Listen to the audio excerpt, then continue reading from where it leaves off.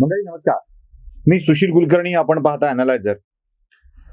होय, ही तर टेरर फंडिंगच यासाठी करतोय की तुम्हाला टेरर फंडिंग म्हणजे काय ते समजावं, टेरर फंडिंग होत कशी असते ते कळावं, टेररिस्ट काय असतात, ते कुठून काम करतात हे देखील कळावं. या मागचा हा हेतू आहे. काय आहे, टेररिस्टला पैसा पोहोचवण्याचे वेगवेगळे मार्ग आपल्याकडं नव्याने शोधण्यात आलेले आहेत.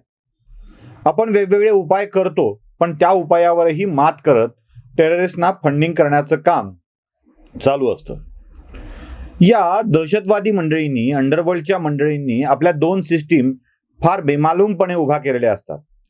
एक असते ती त्यांची इकोसिस्टीम आणि दुसरी असते ती त्यांची इकॉनॉमी सिस्टीम.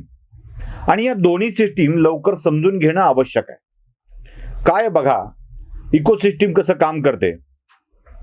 यात त्यांना विषय उचलणारे, त्या विषयाला पोहोचवणारे, सगळीकडे त्यांच्याविषयी सहानुभूती निर्माण करणारे, त्याच्याविषयी आंदोलन करणारे, त्याच्याविषयी कायद्यानं लढणारे, त्याच्याविषयी जनमत बनविणारे, ही मंडळी वेगळी असतात.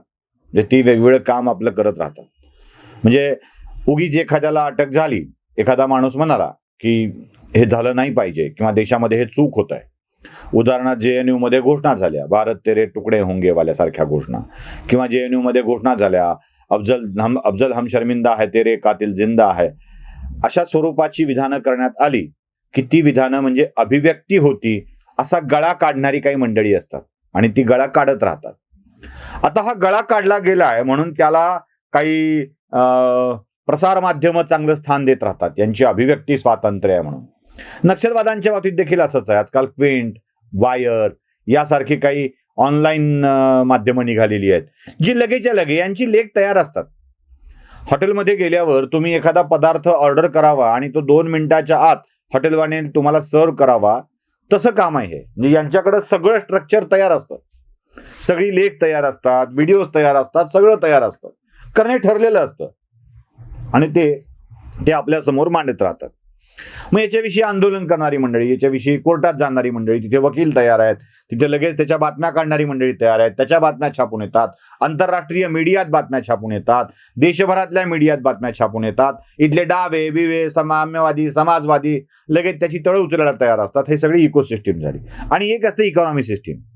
अगदी समाजातल्या काही वर्गाकडून जाणीवपूर्वक निधी गोळा करत किंवा आर्थिकदृष्ट्या काही नियोजन करत ही मंडळी पैसा फार उत्तम पद्धतीनं या टेररिस्ट अंडरवर्ल्डच्या मंडळीकडे पोहोचवत असतात.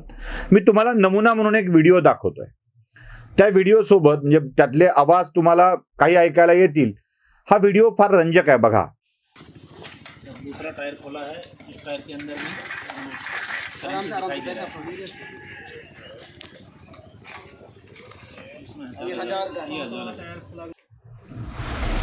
या व्हिडिओत तुम्हाला दिसतंय की टायरच्या मधून सायकल, भंगार सायकलच्या टायर मधून काही पैसे मंडळी घेऊन जात आहेत. सैनिकांनी यांना पकडलंय आणि टायरच्या मधून हे पैसे काढले जात आहेत. पैशाची नीट लढ मांडली जाते, ती देखील तुम्ही बघून घ्या. साधारणतः लाखो रुपये एका टायरमध्ये कशी वाहतूक करावी याचं हे उत्तम उदाहरण आहे. या स्वरूपाच्या गोष्टी टेररिस्टना फंडिंग करण्यासाठी केल्या जातात. बघितलात हा व्हिडिओ? या व्हिडिओमध्ये तुम्हाला दिसलं की काही मंडळी चोरून सायकलच्या टायरच्या ट्यूबच्या बाजूला पैसे ठेवून घेऊन जातात आणि लक्षावधी रुपये त्यांच्यापर्यंत सहजपणे पोहोचतात. आता लक्षावधी कॅशच्या स्वरूपात पोहोचविण्याचं काम तर होत आहे, पण हा फंड उभा राहावा यासाठी काय काम होतं हे देखील समजून घेणं आवश्यक आहे. आणि मग नवाब मलिकांची केस तुमच्या डोळ्यासमोर स्पष्टपणे तरळून जाईल. काय आहे, देशामध्ये दहशतवाद्यांना प्रतिबंध घालण्यासाठी टाडा कायद्याची निर्मिती करण्यात आली होती आणि पुढे हा टाडा कायदा रद्द करण्यात आला आणि टाडाची जागा पुढे पोटानं घेतली. आता या कायद्याअंतर्गत काय नियम होता तर तुम्हाला टाडा कायद्याच्या कलम 7A चा मी पार्ट दाखवतोय. त्या 7A मध्ये असं लिहिलंय की जर तपास अधिकाऱ्याला वाटलं तर तो तपास अधिकारी त्या आरोपीची, गुन्हेगाराची मालमत्ता जप्त करू शकतो. टाडामध्ये ही मालमत्ता जप्त करण्याचे अधिकार सगळ्यांच्याकडे दिलेले होते. अर्थात ही मालमत्ता जप्त होते आणि जप्त झालेली मालमत्ता ही सरकार जमा होते. आता असं झालं तर ज्या मालमत्ता उभ्या केल्या आहेत अथवा ठेवल्या आहेत त्याच्या विक्रीतून येणारा पैसा पुन्हा दहशतवादी कृत्यासाठी, अंडरवर्ल्डच्या स्फोटांसाठी वापरायचा आहे, तर तो वापरता येणार नाही. मग काय केलं जातं की ती जागा जप्त होऊ नये यासाठी त्या मालमत्ता विकल्या जातात. आता जशा विकल्या जातात तसा विकत घेणाराही आवश्यक असतो. म्हणजे जेवढी रक्कम तो व्हाईट मार्गाने देणार आहे तेवढीच रक्कम तो ब्लॅक मार्गाने देणार असला पाहिजे. आता मला सांगा 2005 साली मुंबईतल्या कुर्ल्याच्या प्लॉटची किंमत काय असली पाहिजे? नक्कीच आजच्या इतकी नाही, पण आजच्या किमतीच्या अर्धी तरी ती असली पाहिजे. एवढा मोठा प्लॉट 50 लाख रुपयात सहजपणे मिळून जातो. याचा अर्थ असा आहे की 50 लाख रुपये ही वैध रक्कम होती. अहो, साधं गणित आहे. याला काय कुणाच्या फार कायदेशीर चौकटीत जाण्याची गरज नाही. जे कोणी प्लॉट खरेदी विक्रीचा, जमीन खरेदी विक्रीचा व्यवहार करतात ना, त्यांच्या डोक्यात सहजपणे लक्षात येऊन जाणारा विषय आहे की आपण रजिस्ट्रीची अमाऊंट ही टाकतो ती केवळ त्याचं मुद्रांक शुल्क तेवढं लागावं म्हणून. मूळ रक्कम टाकल्यावर मुद्रांक शुल्क जास्त लागण्याची शक्यता असते.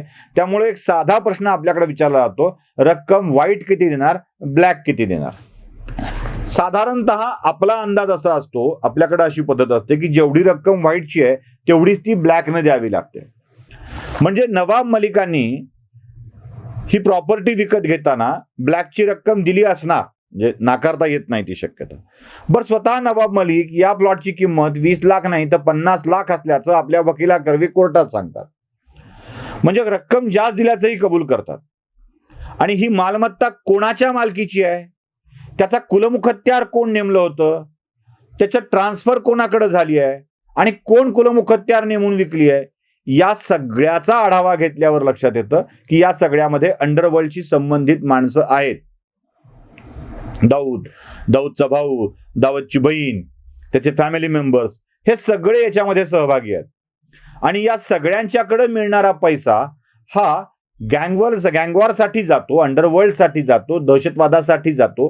हे देखील सूर्यप्रकाशा इतकं स्पष्ट आहे. असं असताना तुम्ही साधारणतः अंदाज बांधू शकता की नवाब मलिकांनी दिलेला पैसा हा या व्यक्तींच्याकडून कोणाकडे गेला असेल. बरं, जो कुलमुखत्यार आहे, ज्याने रजिस्ट्री केली आहे, तो तर 1993च्या बॉम्बस्फोटामधला आरोपी आहे. हसीना पारकरचा याच्याशी संबंध आहे, इब्राहिम कासकरचा याच्याशी संबंध येतो. आता या सगळ्या माणसांच्याकडे गेलेला पैसा हा घरगृहस्थी चालवायसाठी गेला असेल असा दावा करता येईल का? बरं, याच लोकांना ईडीनं, सीबीआयनं वेगवेगळ्या कारणासाठी अटक केलेली आहे. महाराष्ट्राच्या पोलिसांनी अटक केलेली आहे. असं असतानाही आम्ही मनी लॉन्ड्रिंग केलेली नाही किंवा हा टेरर फंड नाही असा दावा करणं हे शुद्ध मूर्खपणाचं होईल. असं असताना सुद्धा तो दावा कोर्टामध्ये केला जातोय. याला प्रसार माध्यमातून उत्तम प्रसिद्धी दिली जाते. म्हणूनच ही गोष्ट लक्षात ठेवली पाहिजे.